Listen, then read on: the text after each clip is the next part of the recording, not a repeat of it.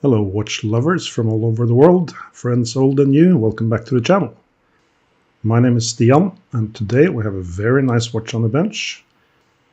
One of my subscribers called Sterling asked if I could help resuscitate this watch.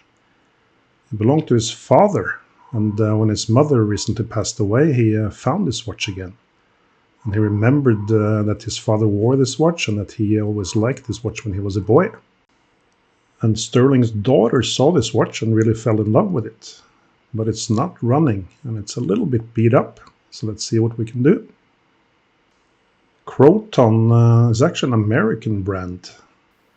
But the watch is Swiss because Croton was initially the US dealer for Nevada. And a lot of watches also said Nevada Croton or Croton Nevada on the dial. This one only says Croton. We see the case is not completely closed and it's also dirty. And just wait until you see the bracelet. It's like a gold mine. If dirt was gold, that is. On the case back we still see the initial inscription for Sterling's father. So obviously we're not going to remove that. And those who've seen the channel before know that I'm quite conservative when it comes to restoring watches. But we'll get a nice result, I hope. So let's see. The case is a clamshell type case, which was quite popular for a while and said to be waterproof. Now, quick question. Do you think it was marketing who said that, or the lawyers? The way this clamshell case works is that you have this inner container where the movement sits, and then you have the case going on top of it. And with the amount of rust inside the case, I'm not entirely sure if it's completely waterproof. There's also a little bit of corrosion on some of the hands, but they don't look too bad. And as is common with the waterproof case designs, this one also has a split stem. So the male part is in the crown. And I don't think the original color was moss green, but anyway. The movement is also a little bit stuck inside this container. But there is a little groove there that's meant for being able to put in a screwdriver or something to pry the movement out a little bit. And then it's going to come out by itself. The movement is the Venus 210, which is very similar to the 188, which is again sort of the grandfather of the 7730 series and hence the 7750 as well. So we're going to see some family lineage as we take the movement apart. The cannon pinion was so stuck I couldn't get it off with my normal tools, so I had to use a different one. But luckily we see that the balance is oscillating nicely. And all the parts seem to be in good shape at first glance. Still don't know why the movement isn't running, but we'll find out. What we do know is that it's been quite a while since anyone serviced the watch. It's completely dry. And choosing between too dry and too wet, it's better for the watch, of course, to be over-oiled. That does keep rust at bay. Probably the craziest example of an over-oiled watch was the Pobjeda I did in the From Russia with Oil video. And it's kind of a shame that you cannot have smells in videos, because the smell of the oil in that watch was just interesting. I feel a little bit nauseous just thinking of it, actually. Anyway, we're taking the chronograph apart, and the spring looks very familiar. It's pretty much the exact same spring used in the 7730s and the 7750s. Which are, of course, Valjoux movements, not Venus movements. So what happened?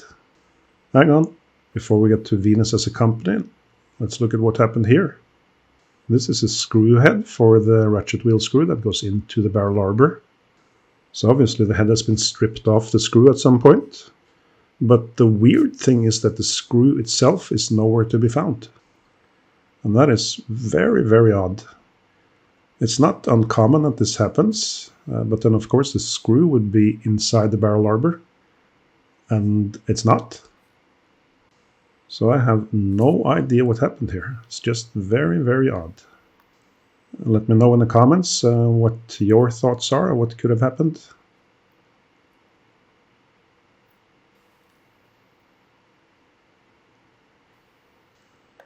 Now, all that excitement is very exhausting for a watchmaker.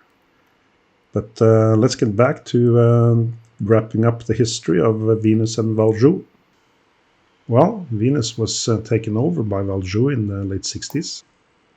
And Valjoux then pretty much immediately took the Venus 188 and renamed it 7730 to make it fit into their own product numbering. And this 210 is essentially just a scaled down version of the 188. So there we have it. I have featured a few Venus movements on the channel before as well.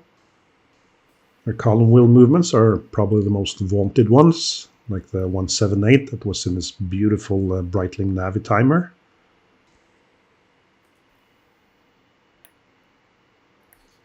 A couple of the screws are very stuck, and we certainly don't want to make any scratches to the movement. The thing is, this is actually a pretty valuable watch. And vintage Croton or Nevada chronographs in good condition sell for quite a few thousand euros or dollars. So definitely a nice gift for the daughter. The dads like to spoil their daughters, so that should fit in well. So we almost stripped the entire movement. We see this fourth wheel with an extended pivot is under the same kind of lip as in the 7730 family. So we have to be careful with that.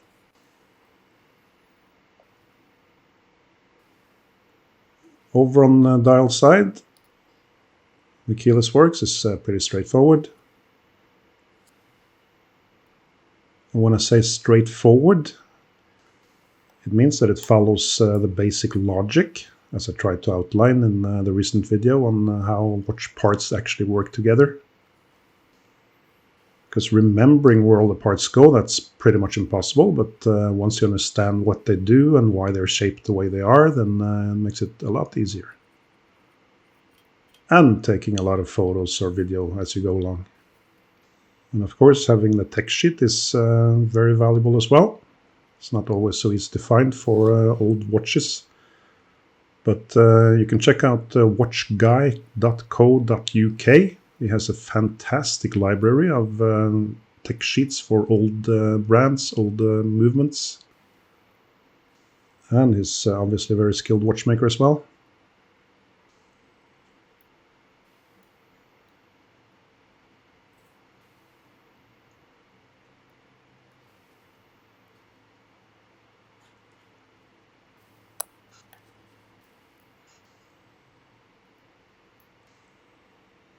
So the barrel and the mainspring is pretty much the only thing in the watch that's quite dirty.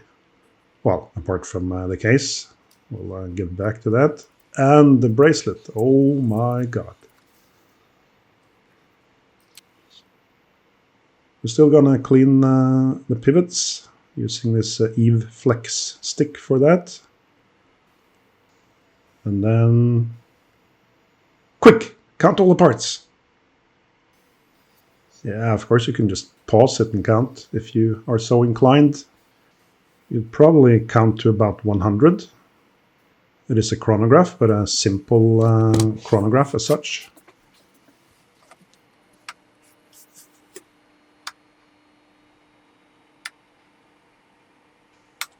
With the machine doing some work for us, let's turn our attention to the case and bracelet.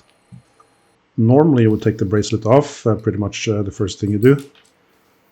But it's pretty useful to leave it on sometimes, as it gives much better grip when you're trying to get off rust like this. So we're first going to scrape off what we can with the pegwood, and then we're going to use rust remover and the ultrasonic.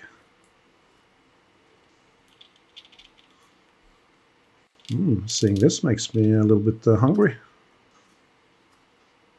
Speaking of hungry, my wife is Chinese, and she's from part in China where they like spicy food. And the other day we had some friends over and my wife cooked. The thing is, when Chinese cook, they cook a lot of dishes. Like us stupid Westerners, we cook like one dish, but Chinese, they cook like at least 3 or 4. And as she was explaining what the different dishes were, she pointed to one of them with a lot of red color in it and said it's a little bit spicy. And when she says it's a little bit spicy, that means it's basically a death sentence for an old Norwegian milk farmer like me. That means severe pain going in and severe pain coming out. And yes, I speak from experience.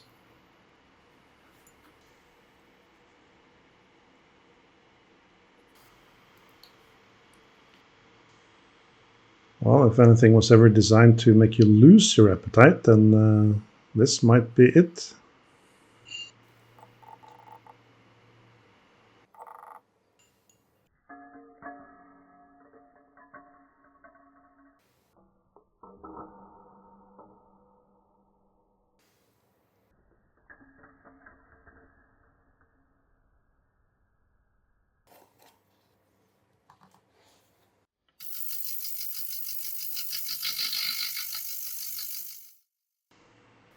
Alright, so we got the movement back from the cleaning machine.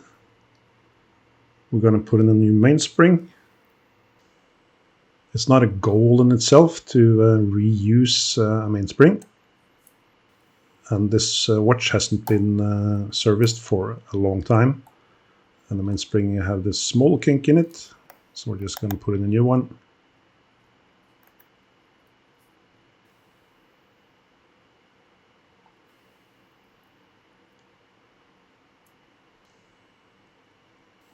The second thing we have to prepare before we start assembling is the shock settings.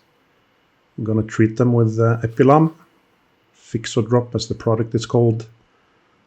And at the same time we're also going to treat the pallet fork and the escape wheel. And ladies and gentlemen, let me present to you the most expensive bottle in the world. This bottle is like 100 or maybe more than that euros. That is crazy. Now, I'm the kind of guy who don't mind me some crazy, but that much for a bottle?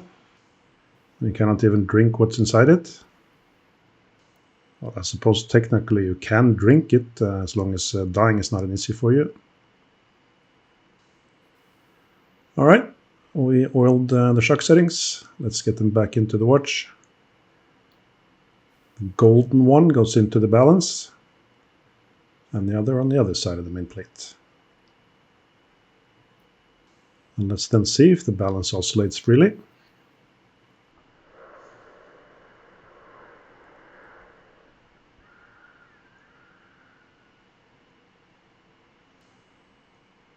And that kind of sums up why we love mechanical watches.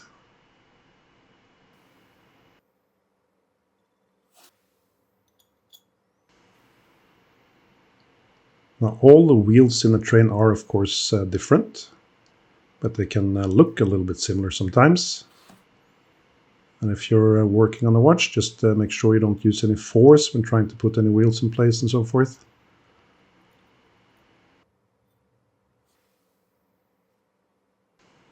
You might also remember that there was a little bit too much play for the barrel arbor in the barrel bridge. So we're going to tighten it a little bit. We'll do that with our staking tool. I'm going to place the bridge between 2 domed surfaces. And then we're going to use our hammer. This hammer has 2 ends. I like to refer to them as Doomsday and Ragnarok. And today it's Doomsday for this bridge.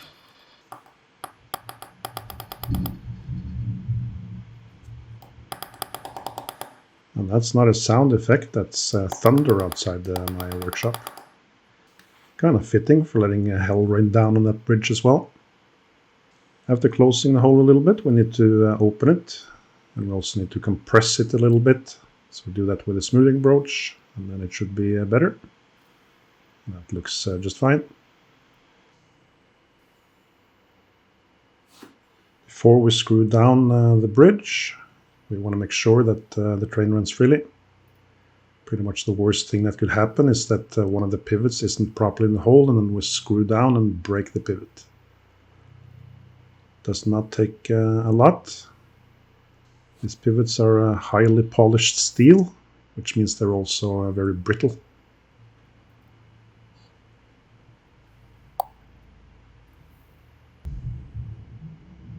It's actually a pretty heavy thunder and lightning here now. Sort of fear I've upset someone I shouldn't have upset. Which wouldn't be the first time, mind you. Nor the last. Usually it's my wife, who is also a higher power, obviously, but anyway. Using 9504 grease, that blue one, where we have a lot of pressure between metal parts. And then we're using a thick oil, like HP 1300 on the posts where wheels pivot.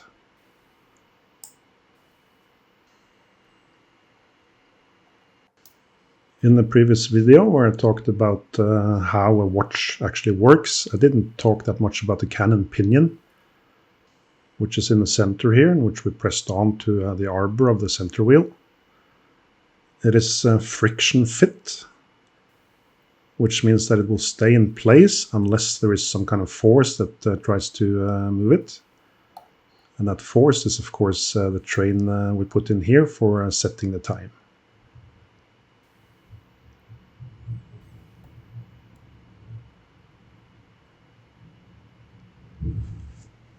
It wasn't me, huh? It was my neighbor. All right, with the keyless works in place, we can turn the watch around and go on the train side and put in the motive works. So the ratchet wheel, the click, and the crown wheel. We did find another screw that fits nicely for the barrel arbor on the ratchet wheel.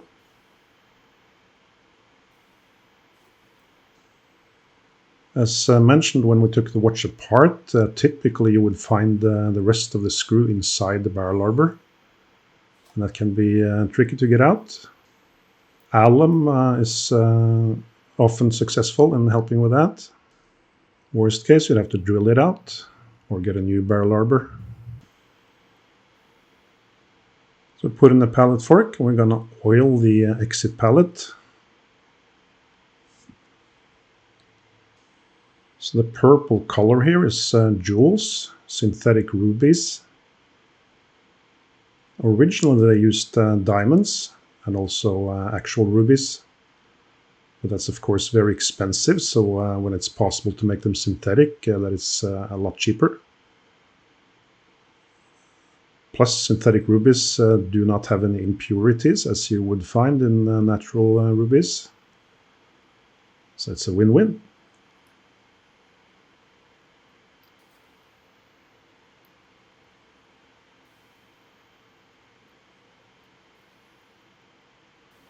All right, we got the base movement back together. Let's oil different pivots, and then we can see how this baby runs.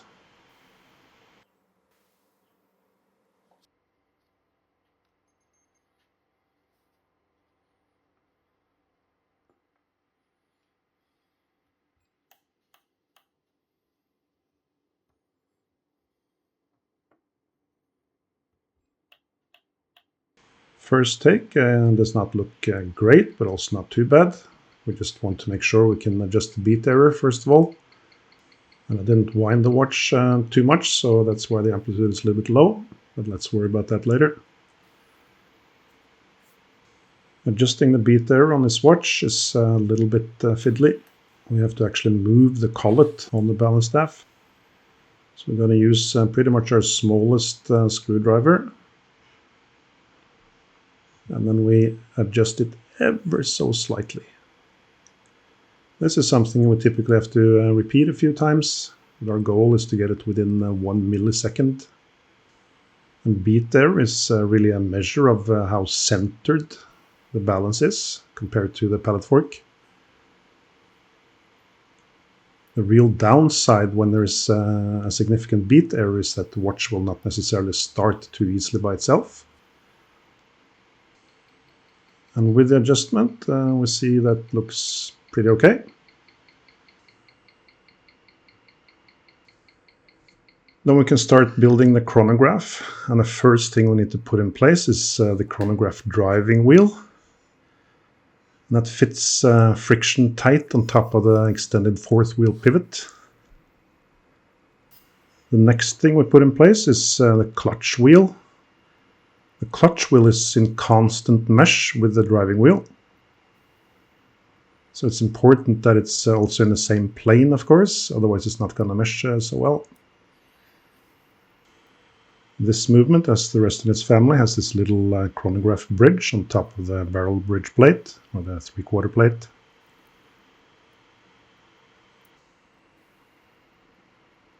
So under the chronograph wheel, there's pretty much always a tension spring like this one.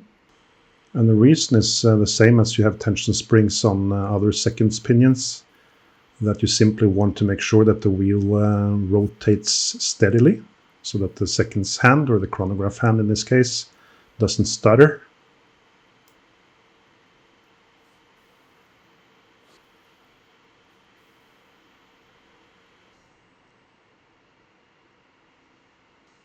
I am planning to do the sibling of this movement quite soon as well, the 211. And the 211 actually has a big date with separate wheel for the 10s, 20s, and 30s, and the 1s. So that's a very cool watch. Hope to have that one quite soon. We're putting on the combined hammer and cam. The cam is really the brain of the movement. The way the cam shifts makes other parts either be pushed towards or against the chronograph, basically. So thereby starting, stopping the chronograph. And the reset is also through the cam in this watch.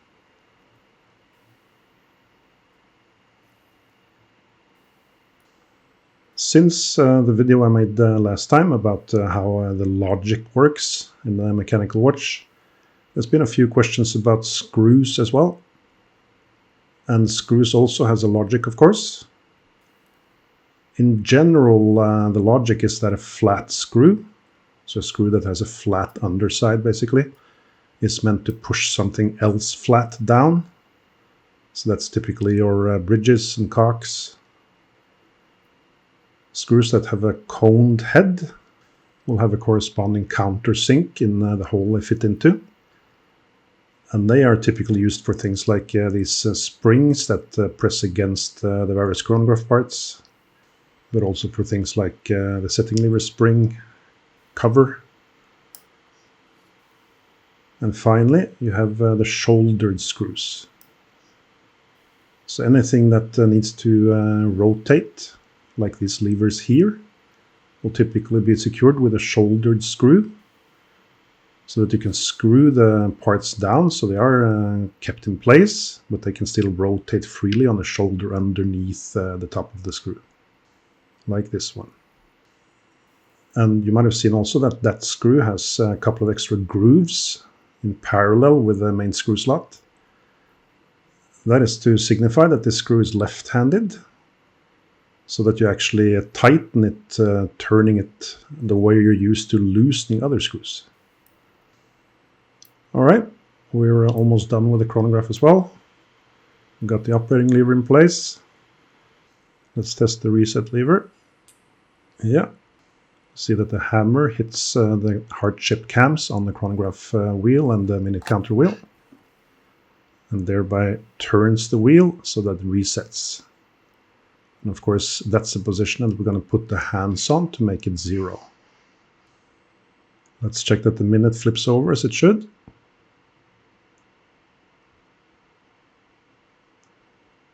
Yeah, that looks nice. The hands show a little bit corrosion, so we're gonna try to get that off. We don't want to relume the hands or replate them or anything. They are in pretty good condition and they match the dial. For those who have seen a few videos on the channel know that I'm pretty conservative when it comes to restoration. I don't think a 60-year-old watch should look like it was made yesterday.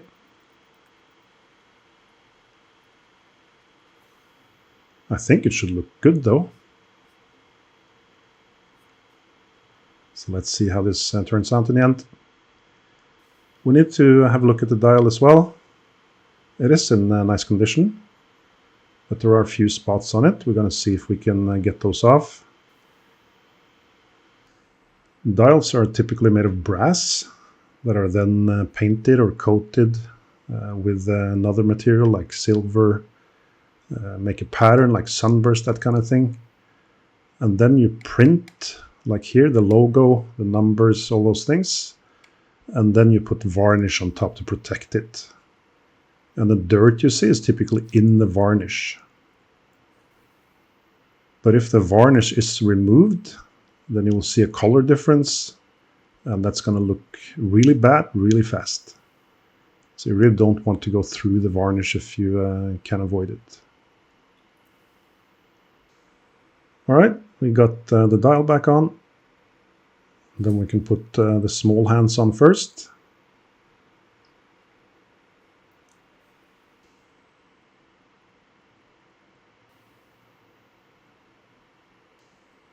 I didn't actually think this through well enough, but when you have a clamshell case like this, you can use that inner container as a movement holder.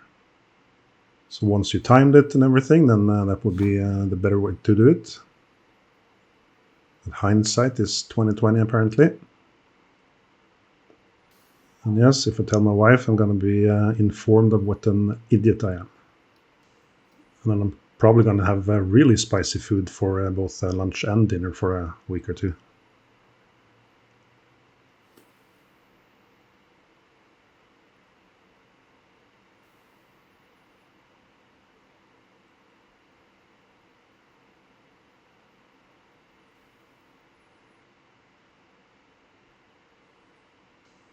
All right, let's check the chronograph. Gonna speed it up a little bit. If you saw the Breitling Premier video, you know that we want to let the hands run to about halfway through. Then that's the most difficult place for the chronograph to reset.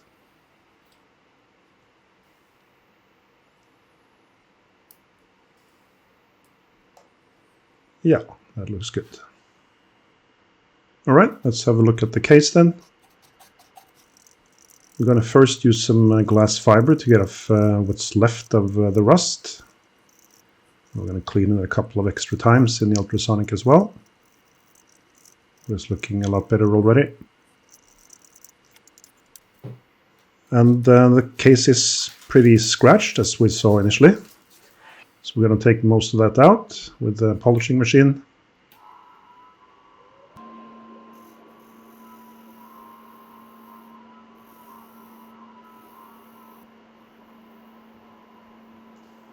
Watchmakers really live to buy tools, so I got myself this Horotech polishing tool, which is very useful when you have things that are cylindrical basically. It assures that you don't over polish one spot and under polish another. It's very useful for instance, the bezel and the case back.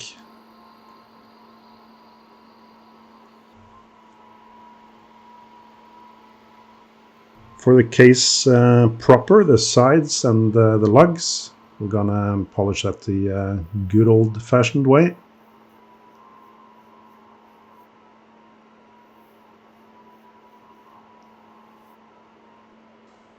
I actually also use the Dremel on cases where the lugs aren't straight enough to use the polishing machine. I wasn't able to capture that. For the crystal, given the case type, this watch has a very particular crystal. So we need to polish out the scratches in the existing crystal and reuse it. It's not easy to get a replacement crystal for this kind of watch. So we're going through the grids, starting from 800, going through 1200 and 2000. And then we put on some Polywatch and we rub it for a couple of minutes. Then we should get the finest scratches out. All right, time to case the movement. The pushers were completely stuck when we first started. So we see a few times through the ultrasonic has helped on that. And a little oil will help more.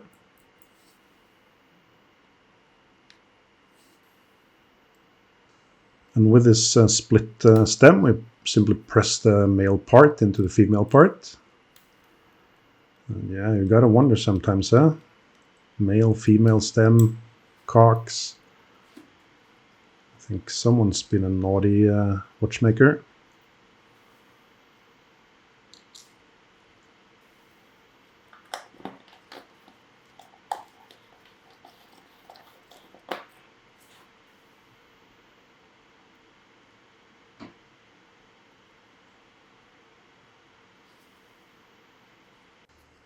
You might remember that there was a stretch bracelet on the watch when I got it. And Sterling will get that back, of course. But let's just say that I prefer not to really put that on my own wrist. So we're going to put on a nice leather strap and see how that works. And there we are. Last touch with the polishing cloth makes it pretty nice and shiny. It's a beautiful watch, and I hope Sterling's daughter will be happy with her very nice gift.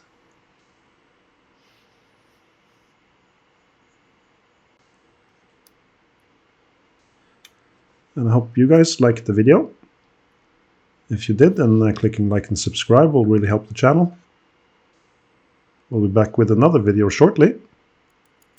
Until then,